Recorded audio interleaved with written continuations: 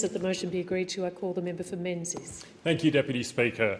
I'd like to speak in support of this motion and acknowledge my friend, the member for Melbourne, who is also the co-chair of the Parliamentary Friends of Refugees.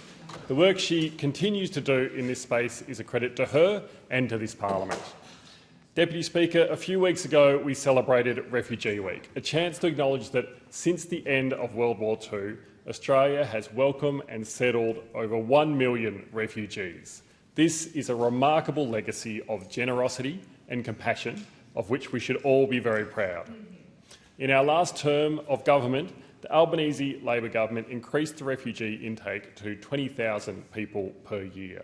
This means that there are over 6,000 more people each and every year who will have the opportunity to come from dire circumstances to join our great nation, the greatest country in the world, and enjoy the freedoms and opportunities that that provides.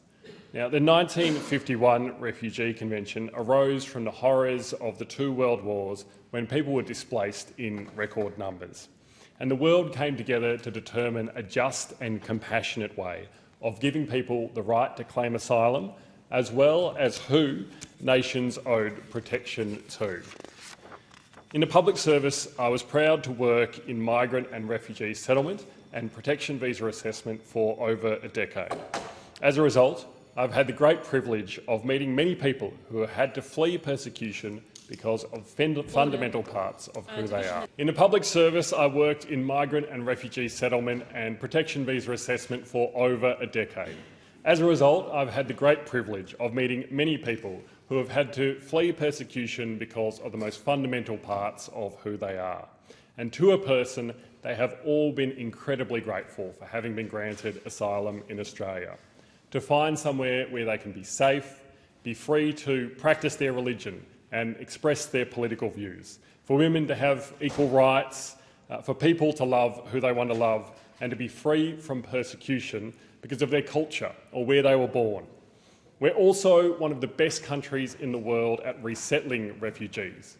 When people arrive, we give them real support, linkages to essential services like banks and schools, English classes, help finding work, programs for young people, community hubs, and I'd particularly like to acknowledge the Migrant Information Centre in Box Hill, in my community of Menzies, who help resettle migrants and refugees in Melbourne's east. In my time in the settlement program, we had people come from Canada and Japan and many other countries to learn from us about how we settle people successfully in this country. And hearing the stories of refugees and understanding just how lucky we are to live in Australia in this time and in this place in history has helped me to appreciate even more what a miracle we have in our democracy and in our mutual respect and pluralism and rule of law and our commitment to a fair go. It is something which we should cherish and something which we should always protect. Deputy Speaker, a few things happened during Refugee Week. Locally, in my community in Menzies, we had 2 citizenship ceremonies. Now, citizenship ceremonies are one of the most affirming parts of the job that we're privileged to do. Seeing the happiness on people's faces when they take the citizenship pledge, that final step to fully joining our country, is one of the most joyous events that we get to take part in, and I've had some new citizens describe it as the happiest day in their lives.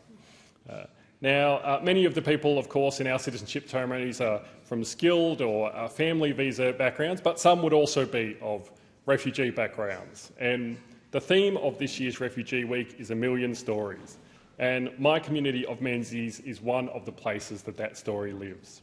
Our community is shaped by people who have arrived with very little and built something extraordinary. People from Vietnamese background or Myanmarese or Iranian background, people who've learned languages and started businesses and raised their families, put their kids through our fantastic local schools and given back to the country that has given them safe haven. Of course, many of us enjoying the World Cup at the moment, and you only need to look at the Socceroos, who count amongst their number 4 players of refugee background, to see but one example of how much refugees have contributed to Australia. So we as Australians should be incredibly proud of our generous humanitarian and refugee program, and the opportunity that we have to share the great country that we have with those who need it most. Thank you, Deputy Speaker.